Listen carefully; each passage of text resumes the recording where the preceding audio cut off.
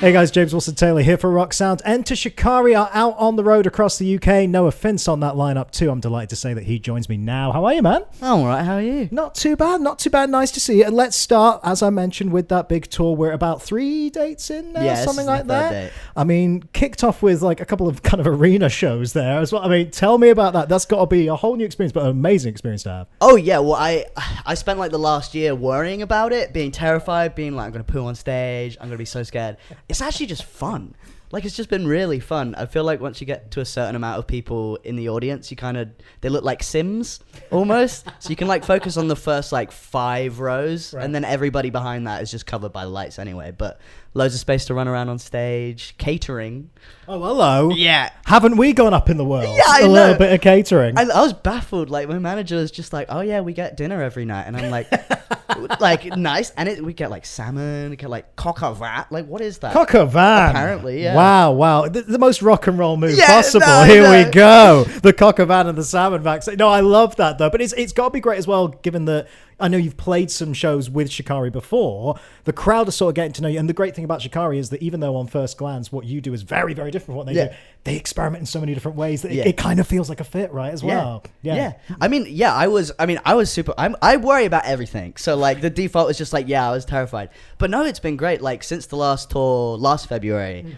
I've like recognized like a ton of people that I saw at the Enter Shikari audiences come to my shows, really and then I see them again this tour, and I'm like, oh, okay, no, cool, I feel good. And like, I mean, Shikari does like every genre, and I do some of the genres that they do, so I think it makes sense, and I think it's more like the political energy of it, because most of the stuff that I've been writing nowadays has been very that kind of vibe, so I think there's definitely an overlap. It really has. Well, let's get into that a little bit, because obviously the album is coming, Growing Up on the Internet. I want to start with that title, because obviously, I mean, for obvious reasons, I think we know why that would apply, given, your past, and that's very much how you kind of came to find a lot of your audience in that way. But it seems like that's kind of an overriding theme in a lot of ways, even subtly in some of these singles. It's very much talking about that process of being terminally online, which I think we're all very guilty of, right? Yeah, so that was like, so the first 2 EPs were kind of just like me discovering therapy, being like, oh, there are issues. And then I kind of, I dealt with that kind of stuff, and then there was this portion of my life that I feel like I just kind of ignored. And a lot of last year was spent being like, oh shit, oh, this is weird, oh, this is not normal, like just reflecting on experiences that I had like as a 15-year-old with like 100,000 followers. Right. And like growing up in front of that many people obviously determines where you get your validation from, determines kind of who you are, because when you're yourself on camera and then people are giving you feedback about who you should be, it's kind of a mindfuck. So a lot of it is just about that. And then obviously, with COVID, during the pandemic, everybody just moved their entire life online.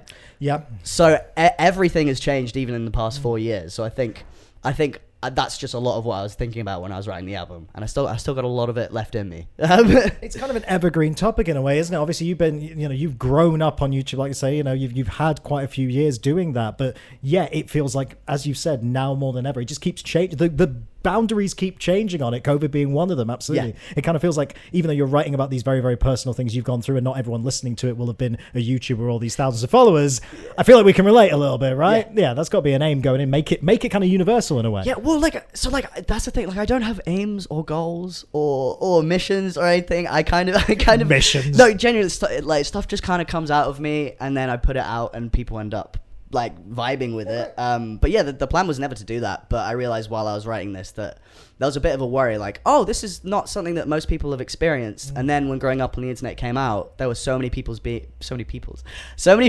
like, oh, I had this exact same thing but just in a different way. So I think it just so happened to work for other people. That's really nice to hear, man. That's really, really nice to hear. In terms of what's coming up, I mean, we've had a few singles there already and everything, but tell me a bit more broadly about who you were working with on this record. Do you have any co-writes in there? Who were you working with on like production side and stuff as well? Yeah, so like a ton of different people. I feel like the majority was with Stefan Abingdon, who's been the guy that I've been working with most of the time. He's produced most of it. Also been working with Tom Mitchener, who's great. He makes everything sound massive. Laurent was great. Some co-writes from like Rory.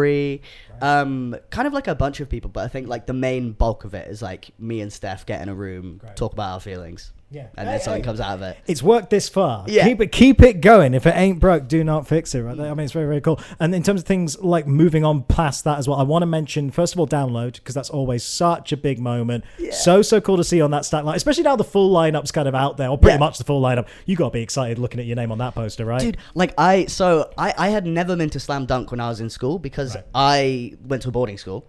So if I took any time out of school, it would not be allowed to me to go for a festival. I see. Right. Download okay, 1 year I could go to. So I went in 2017, had the like best time ever.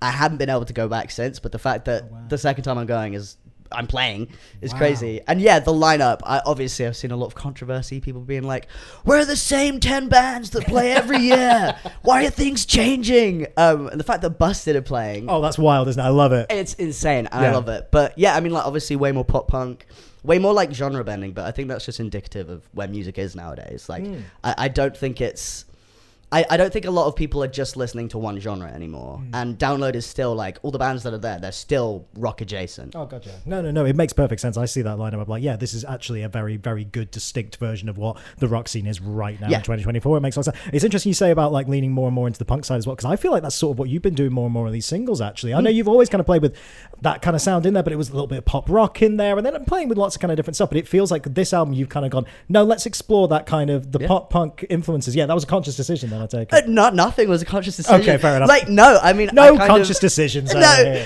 well, I mean, like I grew up only listening to like pop punk, punk rock, heavy stuff. Like Of Mice and Men was like my shit. Oh, wow, cool. So like those influences have always been there. But with this album, I feel like the 2 EPs that I wrote were kind of just like, okay, I kind of know what I'm doing. But with the album, I'm like, I know exactly how I want this to sound, and it's supposed to sound all over the place. Right. But there's definitely a lot of the punk influences, and there's like a song on the album called Lovely Ladies that is just a straight up punk song that I wrote with McFly. Oh, love that. Yeah. Good boys as well. Shout out McFly. Good They're lads. Yeah, that's got to be a fun session for you for sure. It was the best, and it was probably like one of the most chill sessions I've ever had. We just went in, spoke probably for more of the time than we actually wrote anything. But we spent like 4 days together, and yeah, it was great. They were so relaxed. They were just like, look, we'll write something, we know it'll be good, but we want to write something that you want to release. So let's just chill out. We'll just play around and see what comes from it. And yeah, we ended up writing a song that we used, Our Lady of Sorrows from My Chemical Romance's first album as a reference. So yeah, so that's unexpected. Okay. Yeah. Okay. Wow. Yeah, it makes sense when you listen to McFly channeling Our Lady of Sorrows era My Chem. And Steve Patel. I love Steve as well. He's Steve, great. shout out Steve. He's been working with the McFly Boys on their last record as well, for people who don't know, and obviously from Lost Alone. Amazing songwriter. Wow. Okay. Well, that's the moment to look out for. That record. There we go. That's the one right there. Beyond anything else, then, are we thinking more touring plans and stuff for the rest of the year? Obviously, you're going to want to get these songs out there on the road, right? Yeah. Well, so obviously on the road with Shikari now. Yeah. At the beginning of March, I'm heading to the US for a month-long tour. Finishing mid-April, obviously playing Download. There'll be a UK tour at the end of the year. Don't know when, because we don't know anything, because nothing's happening ever. Nothing can ever be said. Yeah, exactly. But yeah, loads of touring plans. Awesome. And like, I've only ever supported Shikari, which is insane. But I'm loving touring. So wherever, whenever, I'd love to play. Yeah, more live shows. That's what we want to see. I'm going to let you go get ready for the show tonight, man. But it's always a pleasure to catch up with you. Best of luck with the album. I'm sure we'll chat again soon, all right? Thank you. Good to see you. Everybody.